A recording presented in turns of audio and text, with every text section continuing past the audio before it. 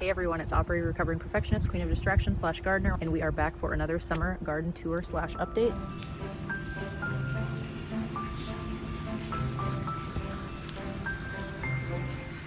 Even though it's super freaking hot right now and I really just want to be inside in the AC, I'm glad that I'm outside right now so I can show everybody what my current dilemma is with the location of our garden and where the sun is at this moment in time. Obviously, we're approaching fall, the sun's lowering in the sky, and we're hitting the point where this really large, I don't know if I'm pointing at it, but this very large cedar tree is starting to block a big chunk of the garden, where in the past, we've had sun covering the entire garden for really just the majority of the day.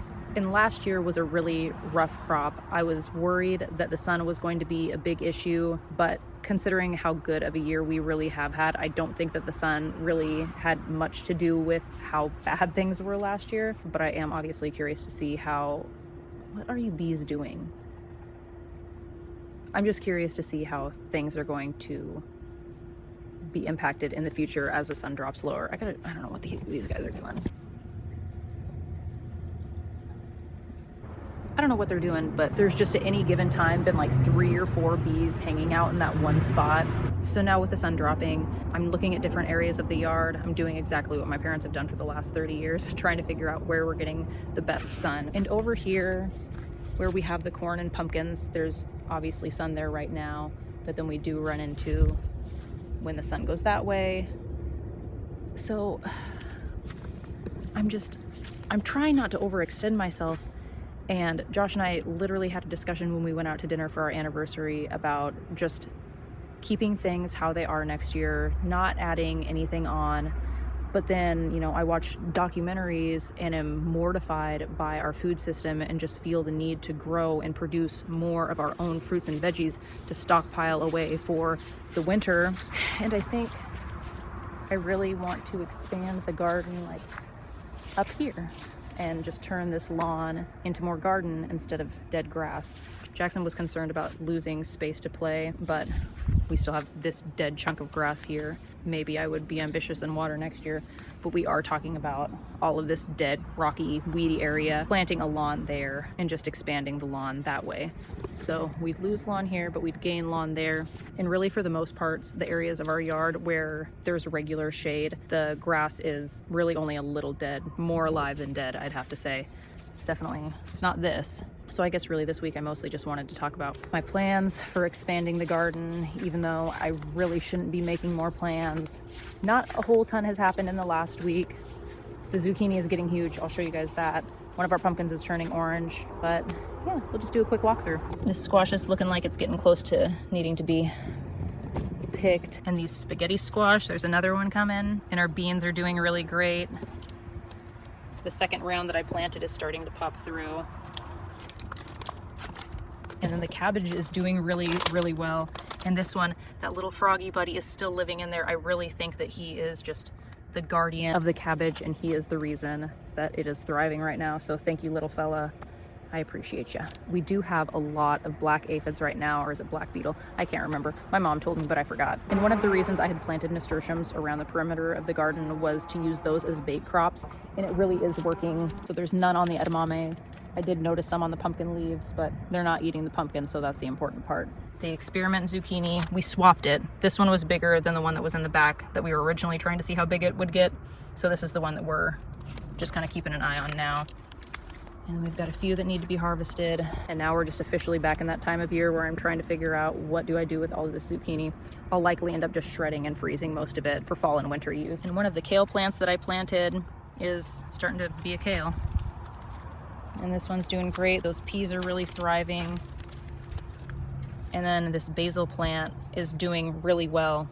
I didn't really have much hope for it in the beginning, but it seems to be making a comeback since I pinched back some of the leaves. And then there were 6 basil plants that my mom ended up planting. I kept forgetting about them, and then we were gone camping over much of last week while she was watering. She did some bonus work as well, so I always appreciate that. This marigold plant is finally starting to bloom. I'm so excited about that. That's gonna look so beautiful. And we're gonna have some canning to do. So not much has changed. but also really not a lot is different. Oh, also not really garden related, but when we were building our house, we had to dig a big trench around, and there was a tiny sinkhole. Well, it wasn't really tiny, it was about 3 feet by 2 feet, the little cavern. My mom actually, her foot went through it when we were gone. Thankfully, she was okay, but we caved it in, and Josh put a tarp in there and filled it with water so the kids have a little hot tub. On hot days like this, it's when I really start craving fall. I am honestly just kind of bummed that school is going to be starting soon, but I'm so excited for these and so happy with how they're doing so far. I'm really eager to see how big these ones end up getting. Maybe. Those pumpkins are my pride and joy. Another thing that I was talking about doing, Josh and I, we're just not good waterers. We can water our garden and water the things that really need to stay alive, but when it comes to the lawn, especially the front area, we really just don't spend a ton of time in our front yard unless we're walking to my parents' house across the street. So we've struggled to keep a lawn here. It's really just a lot of dead grass, rocks, and dandelions.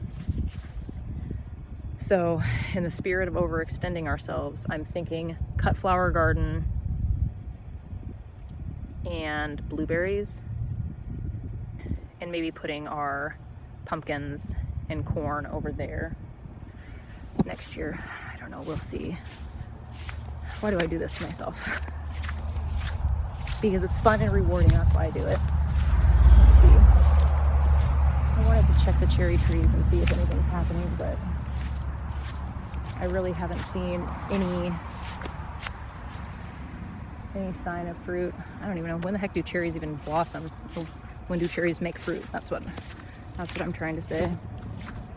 Oh, potatoes. Just waiting for those to die all the way back. So this hibiscus tree used to be over at my mom and dad's house. Who's in that bush? Is it you, Fergus? So my phone literally just got too hot outside and stopped recording. I'd go back out and show you. I don't even think there was anything else that I wanted to show, but I've got a migraine, so that's the end of the garden tour for today. I think I was just gonna say the hibiscus tree, bush, whatever the heck it is doing better here in our yard since being fertilized, and is just generally doing better here since it's not in my parents' yard. We get more sun. That's all. Thanks for tagging along for another garden tour video thing. I'll see you in the next one. I love you. Have fun and be kind.